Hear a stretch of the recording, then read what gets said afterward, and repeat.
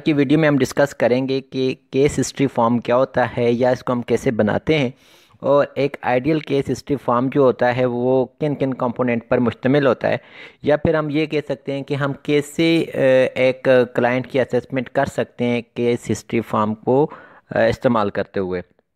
तो बहुत सारे लोग, बहुत सारे इदारे, बहुत सारे साइकोलॉजिस्ट जो हैं वो अपने अपने असेसमेंट फॉर्म इस्तेमाल करते हैं, और वो अपनी नोहियत का होता है। जैसे कि ड्रग एडिक्ट्स जो हैं वहाँ पर उस तरह का होगा।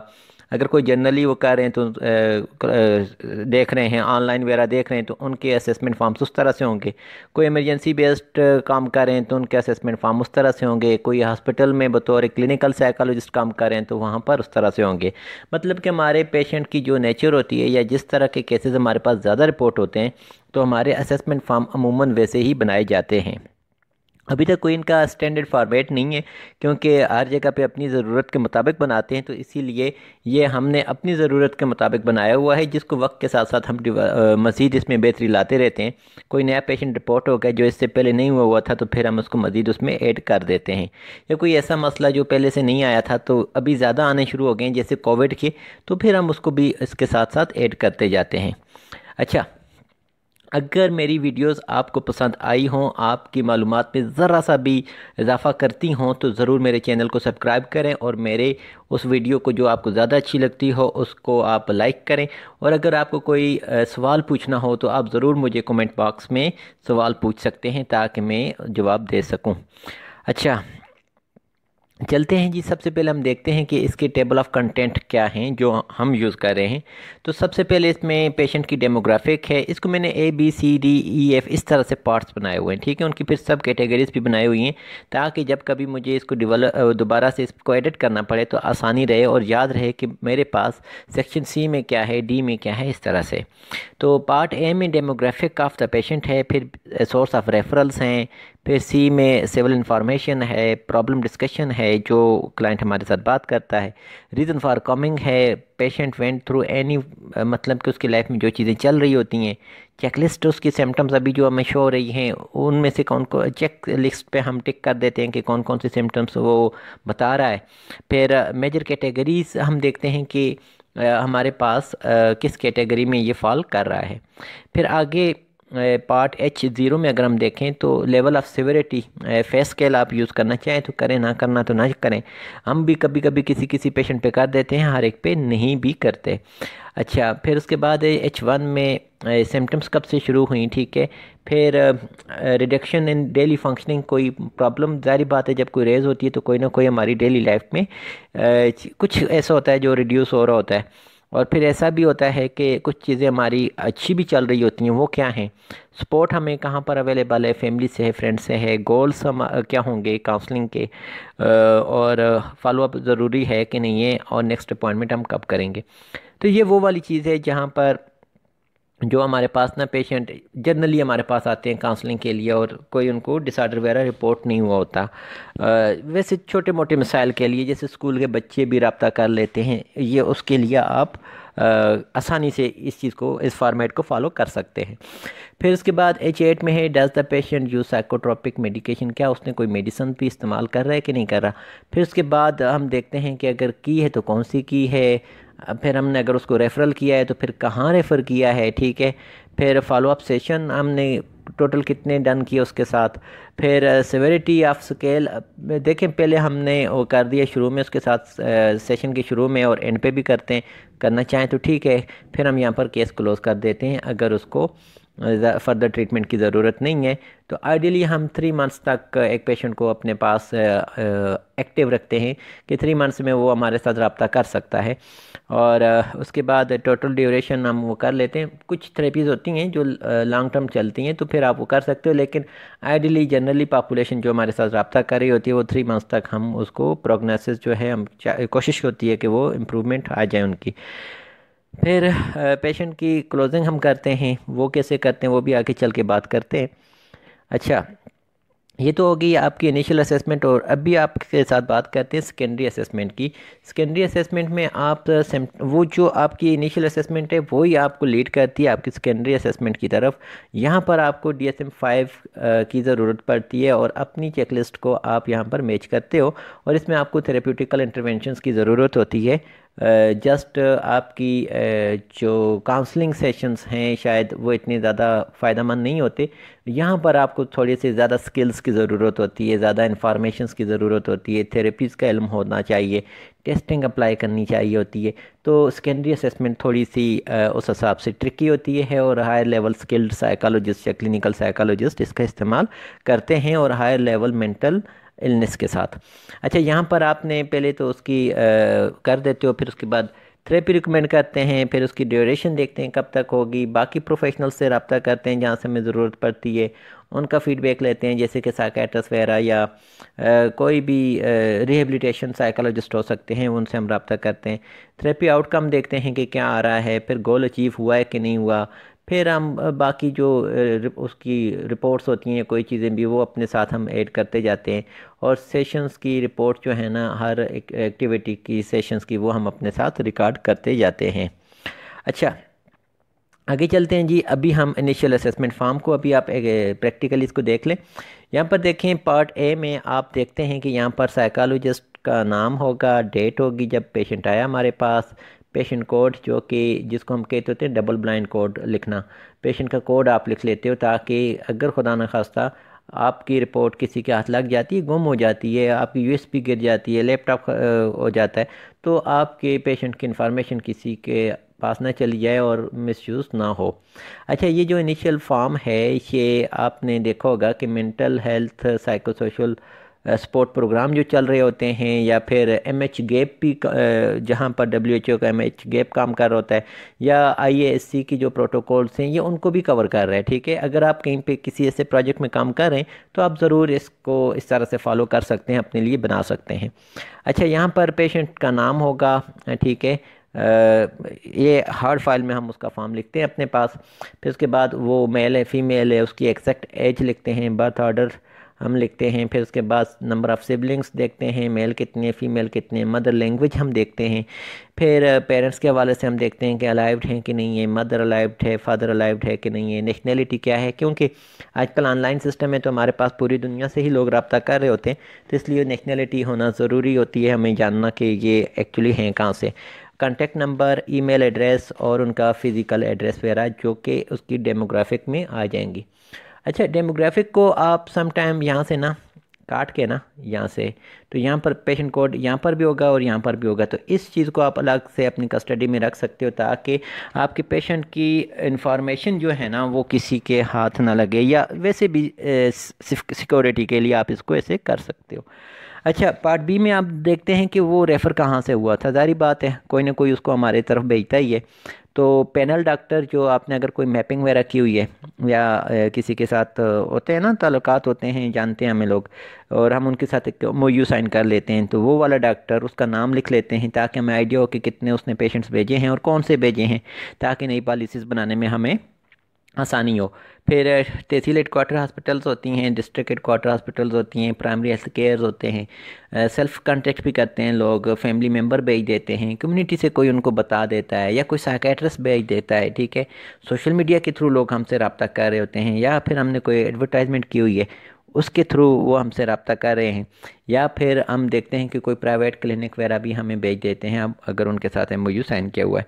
उसके अलावा बाकी साइकोलॉजिस्ट भी हमें भेजते हैं, जैसे कि कोई काम नहीं कर रहा है या उसके डोमेन में वो चीज़ नहीं आ रही, तो वो फिर भेज देता है कि भाई इसका आप वो कर लें। तो और कोई और सोर्स भी आप ऐड कर सकते हो जो कि यहाँ पर मेंशन नहीं है। काफ़ी सारी चीज़ें हो सकती हैं आपके अपने इलाके के एतबार से, सिस्टम के एतबार से, या कोई भी बंदा रब्ता करता है तो उसको आप यहाँ पर मेंशन कर सकते हो। अच्छा, इसके बाद आगे हम चलते हैं पार्ट सी में। यहाँ पर हम उसकी सिविल इंफॉर्मेशन, मतलब कि जो उसकी सिंगल है कि नहीं है, शादीशुदा है कि नहीं है, ठीक है, पार्टनर अब्रॉड। समटाइम ऐसे होता है कि शादी तो हुई हुई होती है लेकिन हस्बैंड या वाइफ जो होते हैं वो दूर रह रहे होते हैं, ठीक है, तो इसका भी बड़ा इम्पैक्ट होता है, इन चीज़ों को भी ख्याल रखना पड़ता है, इसीलिए। अच्छा, फिर आगे मैरिड है, तो फिर उसके बाद चाइल्ड है, मतलब पेशेंट खुद भी बच्चा हो सकता है ना, या अगर मैरिड है तो सेपरेटेड हैं, ठीक है, फिर विडो है या विडोअर है, डाइवोर्स हो चुकी है, या कोई और अदर क्या कह सकते हैं, कोई और सिस्टम हो सकता है सिविल इंफॉर्मेशन में, मतलब कि जो उनके ज़िंदगी का जो साथी होता है उस एतबार से जो भी आप वो करें तो वो हो सकता है, ठीक है। जिस तरह से होता है ना कुछ बॉयफ्रेंड गर्लफ्रेंड वाला सीन भी, तो वो चीज़ भी आपकी लाइफ को इम्पेक्ट कर रही होती है, तो इसलिए हम उसको मेंशन कर सकते हैं। अच्छा, अगर शादीशुदा हैं तो उनके बच्चे कितने हैं वो भी आपने मेंशन करने होते हैं। फिर पार्ट सी में अगर हम देखें तो प्रॉब्लम डिस्कशन की बारी आती है। यहाँ पर पहले हम देखते हैं कि टाइप ऑफ सेशन कौन सा है, यानी कि इंडिविजुअल कर रहे हैं, फैमिली कर रहे हैं, या किसी कपल के साथ कर रहे हैं। तो ये चीज़ें भी बड़ी अहम होती हैं, क्योंकि इंडिविजुअल सेशन के बाद हमें सम टाइम कपल की भी ज़रूरत पड़ती है, क्योंकि हो सकता है कि उनको अपने हस्बैंड या वाइफ से प्रॉब्लम आ रहा हो, या फिर हमें फैमिली के साथ भी इंटरवेंशन करनी पड़ती है, उनकी मदर फादर या औलाद के साथ। तो इसलिए हम उसका फैमिली सेशन भी कह सकते हैं उसको। अच्छा, यहाँ पर जो वो चीज़ें बता रहा है उनको एज इट इज़ हमने यहाँ पर लिख लेना होता है, इवन कि जिस लैंग्वेज में वो बता रहा है, ठीक है। क्योंकि सम टाइम ऐसे होता है कि हम अपने हिसाब से कोई चीज़ लिखते हैं तो वो परसेप्शन भी चेंज हो जाती है, और जब परसेप्शन चेंज होती है तो मीनिंग चेंज हो जाते हैं, मीनिंग चेंज हो जाते हैं तो वो वाला सीन नहीं रहता जो कि पेशेंट बताना चाह रहा होता है, या जो मैसेज वो देना चाह रहा होता है वो हम दोबारा जब पढ़ते हैं तो हमें वो चीज़ नहीं होती। इसलिए वो उर्दू इंग्लिश पश्तो पंजाबी जिस ज़बान में वो बता रहे हैं ना उसको आप वो कर लो। अगर ऐसा नहीं होता तो आप अपनी ज़बान में लिखें, आप उर्दू या इंग्लिश में लिखें और ब्रैकेट में आप वो कर दें कि, या उसका सारा कुछ लिखें और यहाँ पर अपने लिए जो है ना लिख लें कि इसका मकसद ये है। हो सकता है कि उसकी लैंग्वेज के कुछ अल्फाज आपको समझ ना आए, तो इसलिए हमें ना तमाम चीज़ें जो हैं क्लियर कट लिखनी होती है ताकि हमें किसी चीज़ में प्रॉब्लम फेस ना हो। फर्दर देखते हैं जी। यहाँ पर आप देखें पार्ट ई में कि वो आया क्यों है, ठीक है, या उसने कांटेक्ट क्यों किया है। यहाँ पर ये 21-22 चीज़ें मैंने मेंशन की हुई हैं, इसके अलावा भी बहुत ज़्यादा प्रॉब्लम हो सकते हैं, आप लिख सकते हो, ठीक है। मिसाल के तौर पर सैडनेस है, ठीक है, हिस्टेरिकल कोई इशू आ रहा है, एग्रेशन है, एनजाइटी है, सोमेटिक प्रॉब्लम्स हैं, कुछ भी है, या जैसे आजकल कोविड-19 के हवाले से चीज़ें चल रही हैं, ठीक है। या फिर ऐसे भी होता है कि कुछ पेशेंट हमें किसी और के लिए रब्ता करते हैं, ठीक है, तो फिर वो साथ में बता देते हैं, तो इसलिए इनमें से किसी एक के ऊपर हमने टिक करना होता है। सही, ये सारे प्रॉब्लम के ऊपर नहीं है, बस कोई एक आधा हमने देखना है, ठीक है। और जो मोर रेलेवेंट हो उसकी करंट सिचुएशन के साथ, ठीक है। मिसाल के तौर पर एक बंदा मुझसे रब्ता करता है स्लीपिंग प्रॉब्लम के साथ, और मुझे कहते हैं मुझे नींद नहीं आती, लेकिन मुझे जब बाद में असेसमेंट से पता चलता है कि इसको डिप्रेशन है, तो लेकिन मैंने उसको यहाँ पर यही करना है क्योंकि करंट उसने मुझे यही बताया हुआ है ना, तो इसलिए हम यहाँ पर टिक करेंगे। फर्दर देखें पार्ट एफ में, patient went through any of the following events. अब देखें पेशेंट जो होते हैं ना लाइफ में हर इंसान के कुछ ना कुछ चल रहा होता है।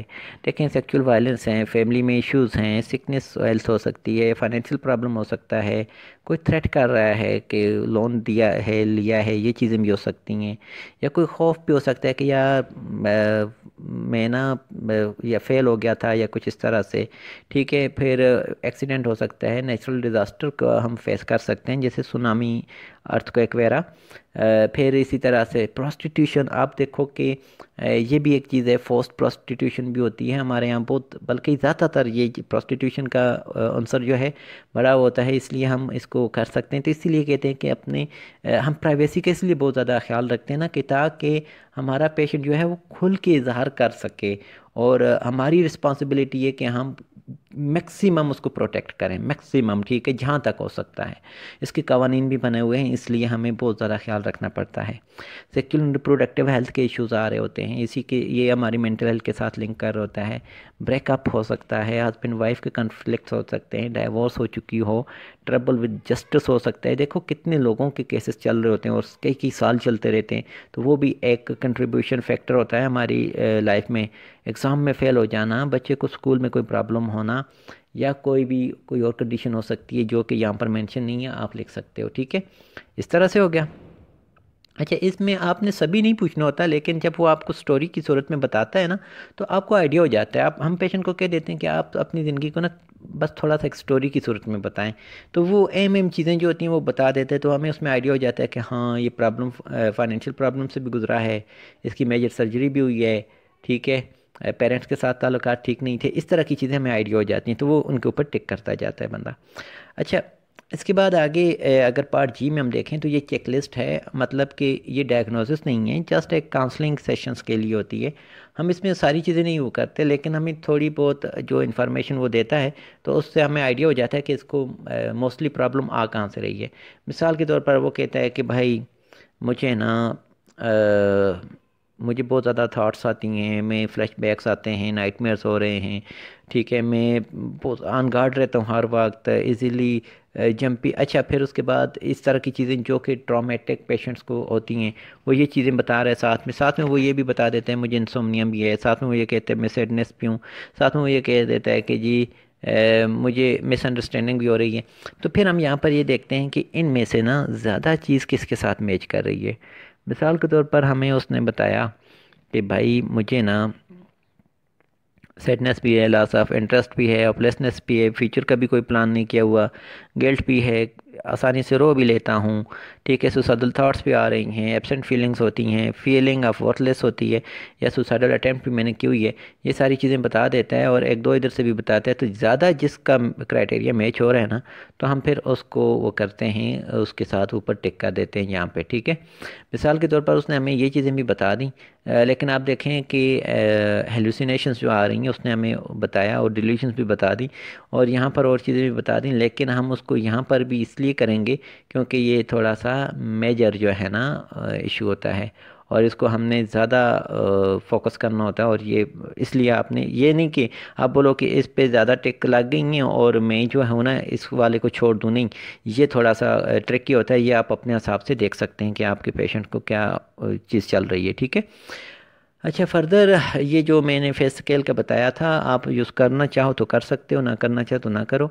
पेशेंट जब आता है तो हम उसको एक चार्ट से दिखाते हैं जिसके ऊपर ये बने हुए होते हैं। यहाँ पर तो ये चार्ट 5 हैं, 6 बने हुए हैं, वैसे ये 10 तक होते हैं। ठीक है, आप उनसे पूछ लें कि भाई अभी आपकी कंडीशन क्या लग रही है आपको। हो सकता है आपको 8, 9 या 10 का बता दे कि यार मैं बहुत ज़्यादा परेशान हूँ। तो सेशन के एंड पे फिर अगेन उसको हम दिखाते हैं अभी आप कैसा फील कर रहे हो। तो वो हमें बता देता है कि मैं ना 3 पे, 4 पे, या 1 पे हूँ, या 0 पे हूँ। ठीक है, तो ये चीज़ भी एक बड़ी अच्छी होती है अगर यूज़ करना चाहें तो। आगे H1 में अगर हम देखें तो ये सिम्टम कब से शुरू हुई। ड्यूरेशन बहुत अहम होती है। देखें, जब तक हमें ड्यूरेशन का पता चलता है ना, तो हमें ऑटोमेटिकली फिर फर्दर फ्यूचर के डायग्नोसिस का आइडिया हो जाता है। तो अब भी अगर एक बंदा हमें बता रहा है कि आज ही मेरे साथ ये इशू है, इससे पहले तो कभी नहीं हुआ, तो इसका मतलब ये है कि हम उसको उसमें किसी डिसऑर्डर में नहीं करते, क्योंकि ये इमोशनल स्टेट भी हो सकती है। कुछ देखें ना, कुछ ग्रीफ ऐसे होते हैं या ब्रीवमेंट पीरियड लेंथी हो जाता है। इसका मतलब ये नहीं कि वो डिसऑर्डर ही है, वो एक प्रॉब्लम भी हो सकती है, वो एक नेचर भी हो सकती है। तो इसलिए हम किसी को उस पे के PTSD का नाम या टैग नहीं कर सकते। हम एक टाइम भी देते हैं। ठीक है, तो इसलिए ये टाइम आप वो कर सकते हैं।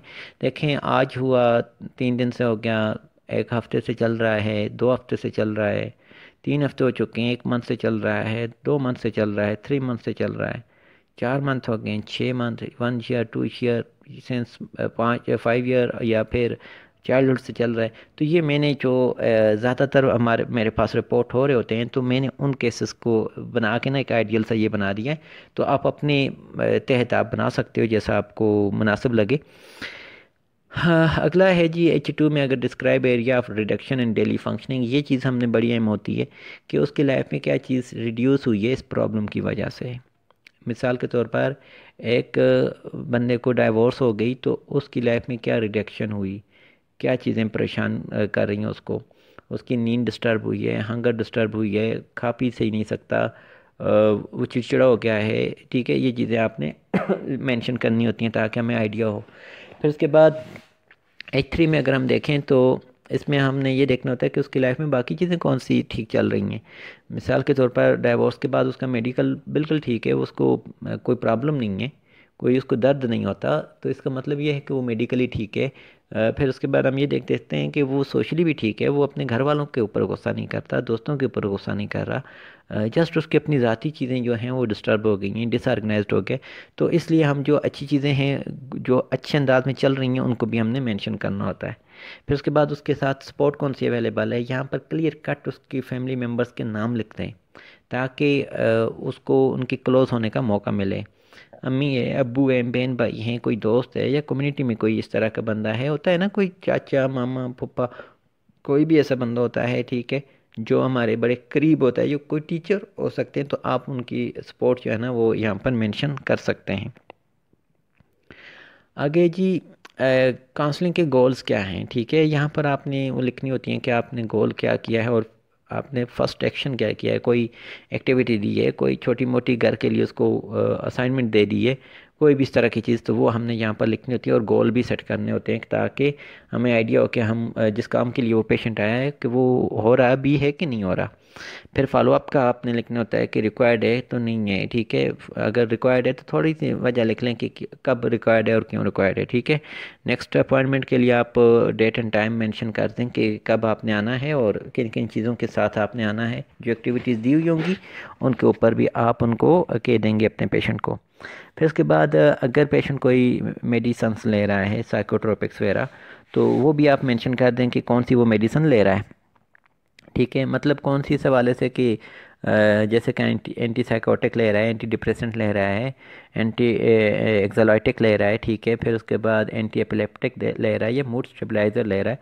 तो ये इस चीज़ से भी आपको आइडिया हो जाता है अपने डायग्नोसिस को अच्छा बनाने में कि वो पहले से कौन सी चीज़ ले रहा है, क्योंकि मोस्टली मेडिसिन लेने के बाद तो वो अच्छा ही फील करते हैं ना, तो इसलिए हमें आइडिया हो जाता है कि हम उसको किस वे में लेके चलें। फिर उसके बाद अगर आपने कोई रेफरल किया है तो वो भी आप कर लें कि आपने किधर रेफ़र किया है, ठीक है। मोस्टली ज़ाहिर बात है हम साइकोलॉजिस्ट जो होते हैं वो रेफ़र कहाँ कहाँ पर करते हैं, देखें साइकेट्रिस्ट को करते हैं, ठीक है, क्योंकि हमारी डोमेन में नहीं होता, वो किसी और साइकोलॉजिस्ट को कर देते हैं, ठीक है। फिर उसके बाद किसी मेडिकल सर्विसेज को कर देते हैं जब हमें आइडिया होता है कि इसकी ये condition due to medical condition है, तो इसलिए हमें वो भी ट्रीटमेंट, जैसे कि HIV का कोई बंदा अल्लाह ना करे कोई हो जाता है, आइडेंटिफाई हो जाता है आपके पास, तो फिर आप उसको इस तरह से वो करते हो, या मतलब कि हम उसको रेफ़र कर देते हैं। रिहेबिलिटेशन सेंटर्स जो होते हैं वहाँ पर हम भेज देते हैं, या ड्रग रिहेबिलिटेशन सेंटर भी होते हैं, वहाँ पर भी हम उसको रेफ़र कर देते हैं। तो इसके अलावा कोई और हो सकता है तो आप उसको अपने पास यहाँ पर मेंशन कर दें। फॉलोअप आपने कितने किए, तो आइडियली हम जो हैं 8 तक जाते हैं, 8 से ज़्यादा नहीं करते क्योंकि फिर पेशेंट डिपेंडेंट हो जाता है। और 8 सेशंस में मेरे ख्याल से गोल्स जो है ना अचीव हो जाने चाहिए होते हैं। ये बहुत लंबा अर्सा होता है। और अगर आपके पास पेशेंट कोई इतनी ज़्यादा सीवियर केस के साथ नहीं है, जनरल केस के साथ है, तो 8 सेशन से बहुत होते हैं। वैसे आपकी मर्ज़ी है, आपकी थेरेपी या थेरेपी तो अभी हम यहाँ पर नहीं कह सकते, आपके काउंसलिंग सेशन ही हैं, तो काउंसलिंग सेशन 8 से ऊपर ना हो तो बेहतर होता है। क्योंकि क्लाइंट का भी टाइम, फिर ज़ाहिर बात है अगर इम्प्रूवमेंट नहीं आ रही तो फिर हम किसी और को रेफ़र कर देते हैं। अच्छा, जब सेशंस हो गए तो उसके बाद हम सेशन के एंड पे ना हम दोबारा इसको ये बता देते हैं कि भाई ज़रा अब आप हमें बताओ कि आपको क्या कैसा फ़ील हो रहा है। तो वो जब टिक बताते तो हम उसके ऊपर टिक कर देते हैं, ठीक है। ये 10 तक है और 10 में से किसी के ऊपर भी अगर वो बताता है ट्रू पे आ रहा हूँ तो 2 पे टिक कर दें। अच्छा, फिर केस जब हम क्लोज़ करते हैं तो यहाँ पर हम देख लेते हैं कि जी कि मेरे सेशंस कितने थे, मेरे 7 थे, 8 थे, ठीक है। अगर चलो 10 पे भी चले गए हैं तो वो भी टिक कर दें। फिर इसके बाद आगे क्या है, duration of the total treatment कितनी रही, ठीक है। हमने देखा कि जी ट्रीटमेंट पे हमारे 2 महीने लगे, ठीक है। क्लोजिंग वजह क्या थी, आपने आप उसको क्लोज़ क्यों किया पेशेंट को, वो आपसे मतलब ठीक होके गया या जैसे भी। अच्छा, यहाँ पर अब पार्ट आई है, यहाँ पर सेकेंडरी असेसमेंट होती है। ये वाली असेसमेंट या यहाँ पर आपने देखा होगा कि मोस्टली वो वाले लोग होते हैं जिनको प्रॉब्लम्स थोड़ी सी ज़्यादा होती है, उनकी डेली लाइफ ज़्यादा डिस्टर्ब हुई हुई होती है। तो इसलिए हम उनको डिफरेंट जो कि DSM-5 है उसके मुताबिक हम उसको आइडेंटिफाई करते हैं और डायग्नोस करते हैं, ठीक है।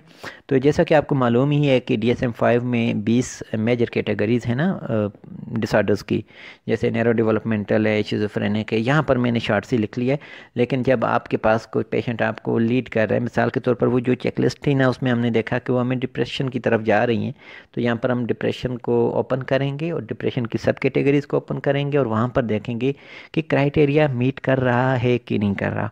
जब हमें यह आइडिया हो जाता है कि क्राइटेरिया मीट कर रहा है तो फिर हम उसको देखते हैं कि हमें आइडिया हो जाता है कि इस बंदे को डिप्रेशन है भी, चेकलिस्ट भी मेरी बता रही है इसको डिप्रेशन है, सारी चीज़ें बता रही हैं, इसका प्रीवियस मेडिकल रिकॉर्ड भी बता रहा है, लेकिन मुझे कैसे पता चलेगा कि इसको डिप्रेशन कितना है, ठीक है।